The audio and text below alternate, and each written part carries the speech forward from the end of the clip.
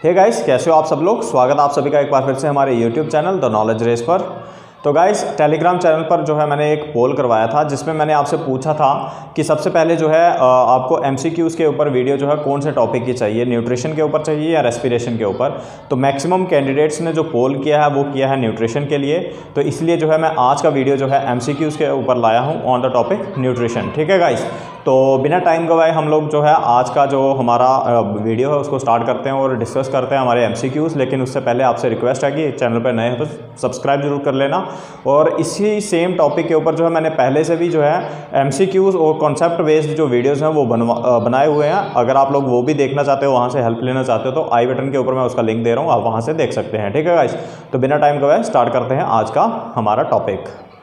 तो देखो जो है एमसीक्यूज़ ऑन न्यूट्रिशन, तो सबसे पहले जो है हम लोग एमसीक्यूज़ को करेंगे कुछ इस तरीके से कि जो है हमारा पूरा का पूरा जो कॉन्सेप्ट मैंने आपको पढ़ाया है पिछली 4 वीडियोस में वो पूरा का पूरा आपका जो है एक तरीके से रिवाइज हो जाए। ठीक है, कुछ इस तरीके से जो है हम लोग अपने एमसीक्यूज़ को करेंगे। और साथ ही जो है सबसे पहले आप लोग इनको ट्राई करिए और यहाँ से आप लोग स्क्रीनशॉट ले लीजिए या फिर वीडियो को पॉज करके जो है आप लोग इसको देख सकते हैं, इनका आंसर कर सकते हैं। उसके बाद जो है मैं इनको डिस्कस करने वाला हूँ अभी आपके सामने। तो देखो हमारे पास पहला जो एमसीक्यू है, which of the following is not required for photosynthesis. ठीक है, क्या पूछा हुआ है, नॉट रिक्वायर्ड फॉर फोटोसिंथेसिस। तो देखो यार, कोई भी क्वेश्चन करने से पहले जो उसको एक बार ध्यान से जरूर पढ़ लें, क्योंकि यहाँ पे फोटोसिंथेसिस की बात हुई है और ये पूछा गया है कि कौन सा जो है नीचे दिए गए ऑप्शन में से फोटोसिंथेसिस के लिए नहीं चाहिए। तो देखो फोटोसिंथेसिस आप लोग जानते ही हैं कि एक प्रकार की ऑटोट्रॉफिक न्यूट्रिशन होती है। ठीक है ना, हमारे पास जो है ये मेनली देखी जाती है ग्रीन प्लांट्स के अंदर, यूग्लिना, साइनोबैक्टीरिया वगैरह जो है उनके अंदर देखी जाती है। और इसके साथ दूसरे टाइप की भी होती है जिसको हम लोग कीमोसिंथेसिस भी बोलते हैं। तो अब यहाँ पे फोटोसिंथेसिस की बात हो रही है। तो फोटोसिंथेसिस में आप लोग जानते हैं ग्रीन प्लांट्स क्या करते हैं, किसका यूज़ करते हैं, CO2 का यूज़ करते हैं प्लस H2O का यूज़ करते हैं इन प्रेजेंस ऑफ सनलाइट। ठीक है, सनलाइट होती है, उसके साथ साथ क्लोरोफिल होता है। तो अब जो है आपको पता ही है कि यहाँ पे 3 चीज़ें तो हमारे पास हैं ही हैं और यहाँ पे हमें क्या चीज़ जो है वो नहीं चाहिए होती, वो आप लोग जानते हैं। यहाँ पे हमें O2 नहीं चाहिए होता, CO2 भी चाहिए, H2O भी चाहिए और सनलाइट भी चाहिए। O2 जो है वो एज ए एंड प्रोडक्ट होता है फोटोसिंथेसिस का, यानी कि उसको मतलब जब फोटोसिंथेसिस होती है उस दौरान जो है वो O2 वहाँ से रिलीज होता है। तो ये हमारा जो है यहाँ पे करेक्ट ऑप्शन है। ठीक है गाइस, उसके बाद नेक्स्ट क्वेश्चन है the mode of nutrition shown by amoeba. अब देखो अमीबा जो है वो एक फ्रेश वाटर प्रोटोजोन है, ये मैंने आपको बताया हुआ है कि ये फ्रेश वाटर के अंदर जो है एक यूनिसेल्युलर काइंड का एक प्रोटोजोन है। ठीक है, तो अब इसके अंदर जो पूछा गया कि मोड ऑफ न्यूट्रिशन जो है वो कैसे होता है, तो इसके अंदर आप लोगों को याद होगा कि मैंने आपको बता रखा है कि इरेगुलर स्ट्रक्चर होता है इसका। ठीक है, उसके बाद जो है ये क्या करता है, सीडोपोडिया के थ्रू एक तो मूवमेंट करता है और दूसरा न्यूट्रिशन को लेता है, यानी कि फूड को कैप्चर करता है।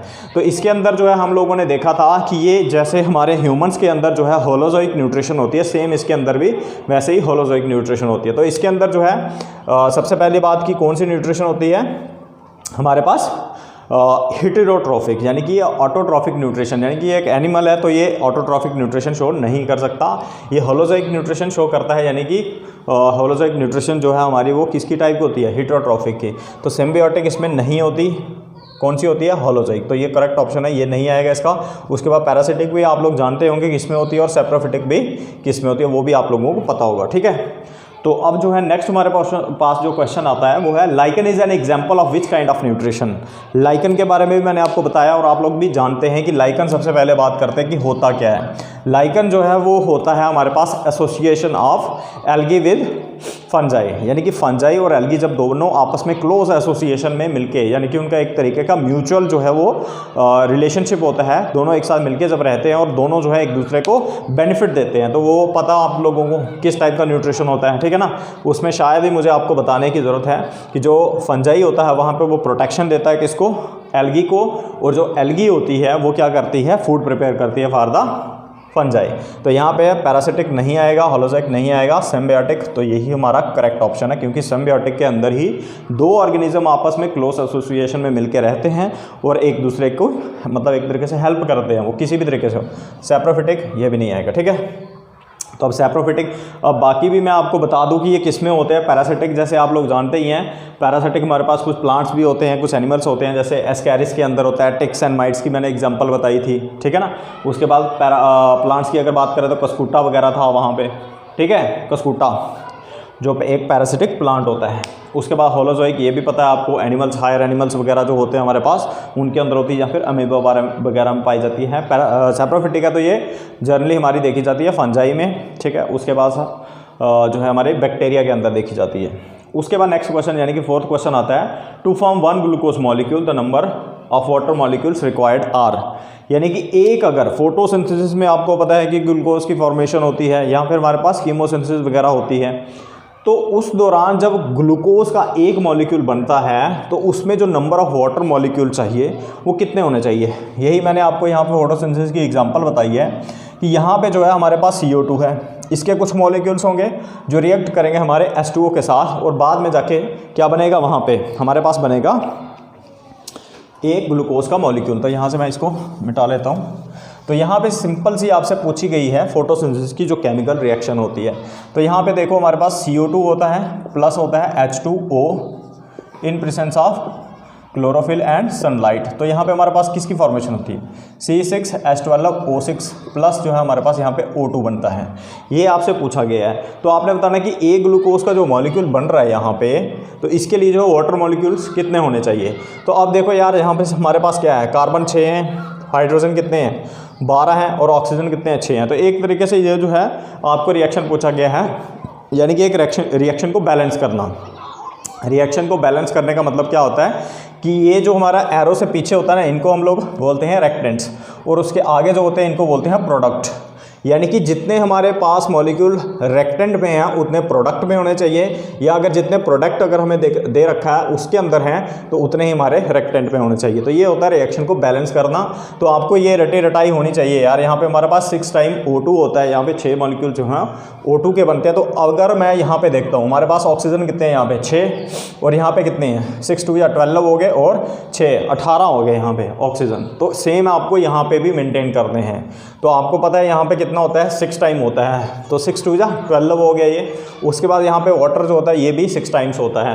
तो यहाँ पे ऑक्सीजन कितने हो गए, अब 6 हो गए, ठीक है ना, 6 2 या 12, उसके बाद जो है 6 ऑक्सीजन है यहाँ पे, तो टोटल हो गए 18। यानी कि ऑक्सीजन भी यहाँ पे बराबर है, अब ऑक्सीजन यहाँ पे भी बराबर है, प्रोडक्ट और रिएक्टेंट दोनों में बराबर है। उसके बाद अगर कार्बन भी देखोगे आप लोग तो वो भी बराबर होंगे, यहाँ पे 6 कार्बन है, यहाँ पे भी 6 हैं। उसके बाद जो है हाइड्रोजन देखोगे 6 2 या 12, तो यहाँ पे भी 12 है, ठीक है ना। तो ओवरऑल जो हमारी रिएक्शन है वो बैलेंस हो चुकी है। तो अब इसका आंसर क्या आएगा कि हमें जो है वाटर मॉलिक्यूल कितने चाहिए, किसके लिए, एक ग्लूकोज का मॉलिक्यूल बनने के लिए, तो वो है हमारे पास 6, ठीक है। तो कितने चाहिए हमें, 6, यानी कि ये डी जो है हमारा करेक्ट ऑप्शन है, ठीक है गाइस। तो नेक्स्ट है हमारा 5th question, in plants the exchange of gases take place through.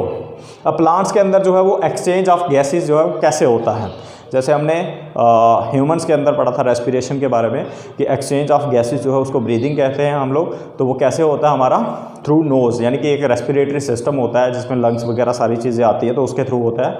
तो प्लांट्स में भी जो है एक्सचेंज ऑफ गैसेज होता है, तो वो कैसे होता है, रूट्स के द्वारा होता है, नहीं, यहाँ से वाटर आता है, लीव्स, यहाँ तो हमारी फोटोसिंथेसिस वगैरह चलती है। उसके बाद स्टोमेटा, ठीक है, या फिर गार्ड सेल्स।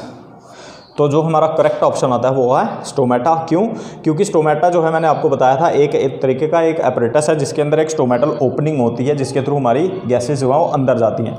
अब गार्ड सेल्स जो हैं ये उसको हेल्प करते हैं, यानी कि स्टोमेटा का जो स्ट्रक्चर होता है उसको सराउंड करते हैं, ठीक है गाइस। उसके बाद लीव्स, अगर यहाँ पे स्टोमेटा नहीं होता तो फिर आप लीव्स बता सकते थे, क्योंकि जो स्टोमेटा होते हैं वो लीव्स के अंदर होते हैं, ठीक है ना। स्टोमेटा जो है वो एक ओपनिंग है। अब यहाँ पे स्टोमेटा पर्टिकुलरली दिया हुआ है तो आंसर हमारा यही आएगा, लेकिन अगर स्टोमेटा नहीं होता तो फिर आप लीव्स भी लिख सकते थे, क्योंकि जो स्टोमेटा होते हैं वो लीव्स के अंदर ही पाए जाते हैं। उसके बाद रूट्स तो ये नहीं आएगा हमारा, ठीक है गाइस। तो ये है हमारे फर्स्ट 5 क्वेश्चन। उसके बाद हम नेक्स्ट देखते हैं। ओके गाइस, तो नेक्स्ट क्वेश्चन है हमारे पास, some plants eat insects to fulfil their. क्या पूछा हुआ है कि सम प्लांट्स जो हैं वो क्या करते हैं, इंसेक्ट्स को खाते हैं एक प्रकार से, ठीक है ना। तो वो क्या करने के लिए खाते हैं, to fulfil their what, O2 requirement, CO2 requirement, H2O requirement, या फिर N2 रिक्वायरमेंट। तो अब आप लोग जानते होंगे यहाँ पे किस चीज़ की बात हो रही है, इंसेक्ट ईटिंग प्लांट्स, यानी कि इंसेक्टिवोरस न्यूट्रिशन की यहाँ पे बात हो रही है। तो इसके अंदर आप लोग जानते हैं कि इंसेक्टिवोरस जो प्लांट्स होते हैं वो ऐसे प्लांट्स होते हैं जो ऑटोट्रॉफिक न्यूट्रिशन के साथ साथ हेटेरोट्रॉफिक यानी कि इंसेक्टिवोरस न्यूट्रिशन जो है वो शो करते हैं, और जिसके अंदर वो क्या करते हैं कि उनके अंदर जो है एक स्पेशलाइज्ड स्ट्रक्चर होते हैं जो उनको हेल्प करते हैं इंसेक्ट्स को ट्रैप करने के लिए, उसके बाद वहाँ से उनको डाइजेस्ट करने के लिए, ताकि जो है उनका क्या हो सके, N2 का जो रिक्वायरमेंट है वो पूरा हो सके। क्योंकि ये प्लांट्स ऐसे प्लांट्स होते हैं जो ऐसी सॉइल में ग्रो करते हैं यहाँ पे नाइट्रोजन की मात्रा बहुत कम होती है, ठीक है। अब इन्वायरमेंट के अंदर तो नाइट्रोजन बहुत होती है, लेकिन कोई भी प्लांट जो है उसके पास मैकेनिज्म नहीं है कि वो वहाँ से N2 का जो रिक्वायरमेंट है उसको ले सके। इसीलिए जो है ये प्लांट्स जो होते हैं इनके अंदर ऐसा सिस्टम होता है जिसके थ्रू जो है अपना नाइट्रोजन का रिक्वायरमेंट जो है वो फुलफिल करते हैं बाय ईटिंग इंसेक्ट्स, ठीक है गाइज। उसके बाद नेक्स्ट क्वेश्चन है हमारे पास, which part of the gut absorb water and minerals. अब गट जो है आप लोग जानते होंगे क्या होता है, आप लोगों ने जो है ह्यूमन डाइजेस्टिव सिस्टम पढ़ा होगा, उसके अंदर आप लोग जानते हैं कि दो पार्ट होते हैं, एक एलिमेंट्री कैनाल होती है जिसको गट कहा जाता है और उसके साथ साथ होते हैं एसोसिएटेड डाइजेस्टिव ग्लैंड्स, ठीक है ना। तो एलिमेंट्री कैनाल का नाम ही होता है गट। अब गट का ऐसा कौन सा पार्ट है जो वाटर और मिनरल्स को एब्जॉर्ब करने में हेल्प करता है, तो वहाँ पे जो है हमारे पास ऑप्शन में आता है स्टोमक आता है, लार्ज इंटेस्टाइन है, स्मॉल इंटेस्टाइन या फिर लीवर है। तो आप लोग जानते होंगे कि स्टोमक के अंदर जो है वो डाइजेशन होता है और इसके फंक्शंस वगैरह आप लोगों को पता है कि HCl को प्रोड्यूस करता है, ठीक है, पेप्सिन को बनाता है, उसके बाद बैक्टीरिया वगैरह जो है उनको किलिंग के लिए हेल्प करता है वहाँ पे। तो स्टोरेज ऑफ फूड करता है, ये 2-3 घंटे के लिए जो है खाने को स्टोर करके रखता है और यहाँ पे इसकी डाइजेशन होती है, कंप्लीट नहीं होती, पार्शल होती है। उसके बाद लार्ज इंटेस्टाइन आता है, तो ये जो है एक ऐसा ट्यूब लाइक स्ट्रक्चर है जिसके अंदर जो है हमारे पास खाना जो है वो ट्रैवल करता है, और यहाँ पे फंक्शन इसका मेन यही है जो क्वेश्चन में पूछा गया है कि वाटर और मिनरल्स का जो है लार्ज इंटेस्टाइन के अंदर एब्जॉर्प्शन होता है, ठीक है गाइस। तो इसका ये करेक्ट ऑप्शन है। उसके बाद नेक्स्ट इसकी भी बात कर लेते हैं। तो स्मॉल इंटेस्टाइन जो होता है यहाँ पे कंप्लीट डाइजेशन होती है, यहाँ पे बहुत सारे एंजाइम्स जो हैं इसके अंदर भी सिक्रीट होते हैं, और पेनक्रियास से भी बहुत सारे एंजाइम्स जो हैं वो यहाँ पे आते हैं, यहाँ से मतलब पेनक्रियाटिक जूस जो है यहाँ पे आता है जिसके अंदर लाइपेसिस होते हैं, एमाइलेसिस वगैरह होते हैं। तो अलग अलग किस्म के एंजाइम्स होते हैं जो खाने को कम्प्लीटली ब्रेक डाउन करते हैं, यानी कि कंप्लीट डाइजेशन जो है हमारा स्मॉल इंटेस्टाइन के अंदर होता है। और लिवर जो है वो आप लोग जानते हो डाइजेशन में क्या हेल्प करता है। लिवर के बहुत सारे फंक्शंस होते हैं, लेकिन डाइजेशन में उसका एक ही काम है, किस चीज़ को बनाना, बाइल को, ठीक है, जो हेल्प करता है emulsification of fat. Without emulsification of fat they can't be absorb in the blood, ठीक है गाइस। तो ये है हमारे पास गट वाला क्वेश्चन जो था कि गट का कौन सा पार्ट है जिसके अंदर वाटर और मिनरल्स की एब्जॉर्प्शन होती है। तो हमारा करेक्ट ऑप्शन क्या है यहाँ पे, लार्ज इंटेस्टाइन है। उसके बाद नेक्स्ट क्वेश्चन है, name the structure which helps in absorption of food, ठीक है। अब आपने बताना है कि यहाँ पे बात हम तो लोग कर रहे हैं किसकी, ह्यूमन डाइजेस्टिव सिस्टम की, कि आप लोगों ने एक ऐसे स्ट्रक्चर का नाम बताना है जो एब्जॉर्प्शन ऑफ फूड में हेल्प करता है। तो रेक्टम है, इसोफेगस, विलाई या फिर स्मॉल इंटेस्टाइन। तो देखो रेक्टम जो है वो क्या करता है, स्टोरेज ऑफ अनडाइजेस्टेड फूड करता है। क्या करता है, स्टोरेज ऑफ अनडाइजेस्टेड फूड। उसके बाद इसोफेगस जो है ये फेरेंक्स को कनेक्ट करता है किसके साथ, स्टोमक के साथ, यानी कि ये एक ट्यूब लाइक स्ट्रक्चर है जो सिर्फ क्या करता है, ट्रांसपोर्ट ऑफ फूड करता है बाय पेरिस्टालसिस। उसके बाद है हमारे पास विलाई, तो ये हेयर लाइक स्ट्रक्चर्स होते हैं जो प्रेजेंट होते हैं हमारी स्मॉल इंटेस्टाइन के अंदर। नेक्स्ट ऑप्शन है हमारे पास स्मॉल इंटेस्टाइन। तो स्मॉल इंटेस्टाइन के अंदर जो है हमारे पास क्या होती है, कंप्लीट डाइजेशन ऑफ फूड होती है। उसके अंदर जो है हेयर लाइक स्ट्रक्चर्स होते हैं जिनको हम लोग विलाई कहते हैं, जो एब्जॉर्प्शन ऑफ फूड में हेल्प करते हैं by increasing the surface area of the small intestine, ठीक है। तो यहाँ पे करेक्ट ऑप्शन क्या आएगा आपका, विलाई, क्योंकि ये छोटे छोटे हेयर लाइक स्ट्रक्चर्स होते हैं जो आपको यहाँ पे इमेज में भी दिख रहा होगा अभी। तो ये क्या करते हैं, बेसिकली फूड को एब्जॉर्ब करते हैं इनटू द ब्लड। उसके बाद नेक्स्ट क्वेश्चन है, salivary amylase is which kind of enzyme. अब आपको याद होगा कि हमारे मुंह के अंदर हमारा जो माउथ होता है, सबसे पहली बात यहाँ पे कुछ एंजाइम बनते हैं जिनको हम लोग कहते हैं अमाइलेजेस। तो ये कौन से होते हैं, सलाइवरी अमाइलेजेस। तो ये किस प्रकार के एंजाइम हैं, यानी कि इनका काम क्या है, क्या ये प्रोटीन को ब्रेक करते हैं, फैट्स यानी कि लिपिड्स को, या फिर स्टार्च ब्रेकिंग है, या फिर ग्लाइकोजन ब्रेकिंग है, ठीक है। अब यहाँ पे आपको सीधा सीधा पूछा गया, तो अगर आप लोगों ने वीडियोस देखे होंगे कि या फिर आपका कॉन्सेप्ट जो है पहले से अगर क्लियर है, तो आप लोग जानते हैं कि जो अमाइलेजेस होते हैं वो कौन से एंजाइम होते हैं जो कार्बोहाइड्रेट्स को जो है ब्रेक करते हैं बेसिकली। अब ये सलाइवरी अमाइलेजेस जो होते हैं पर्टिकुलरली एक ही सबस्ट्रेट के ऊपर जो है एक्ट करते हैं, और वो कौन सा होता है हमारा स्टार्च। यानी कि ये स्टार्च को ब्रेक करने वाले, यानी कि उसकी जो है ब्रेक करने वाली जो है हमारी एंजाइम होती है कौन सी, सलाइवरी अमाइलेज। और ये हमारे अलग अलग ग्लैंड्स रहते हैं हमारे माउथ के अंदर, जो मैंने आपको बताए थे, सब लिंगुअल होते हैं, पैरोटिड होते हैं, उसके बाद सब मैंडिबल या मैक्सिलरी होते हैं। तो ये अलग अलग प्रकार के हमारे पास स्ट्रक्चर होते हैं जो एंजाइम्स को प्रोड्यूस करते हैं, यानी कि सलाइवरी अमाइलेजेस को, और ये क्या करते हैं, स्टार्च की ब्रेकडाउन करते हैं। ठीक है, तो जो हमारी ब्रेकडाउन ऑफ फूड है वो बेसिकली, डाइजेशन ऑफ फूड जो है वो बेसिकली हमारे माउथ से स्टार्ट हो जाती है। तो ये चीज़ भी जो आप लोग याद रखिए। और यहाँ पे हमारे पास ग्लाइकोजन है। अब ये आपको पता नहीं होगा, शायद पता भी होगा कि क्या होता है। ये आप लोग जानते हैं reserve food material of animals होता है, और ये होता है reserve food material of plants. ठीक है ना, ग्लाइकोजन जो है जनरली पाया जाता है आपके पास एनिमल्स के अंदर। उसके बाद है लास्ट क्वेश्चन हमारे पास, the enzyme pepsinogen is activated by. अब देखो हमारे स्टोमक के अंदर जो है एक एंजाइम प्रोड्यूस होता है, मैंने आपको बताया था, जो इनएक्टिव फॉर्म में होता है। किस में होता है, इनएक्टिव, यानी कि वो एक प्रकार से एक्टिव नहीं होता, यानी कि वो अपना काम जो उसने करना है वो शो नहीं कर सकता। तो वो एंजाइम होता है हमारे पास पेप्सिनोजन।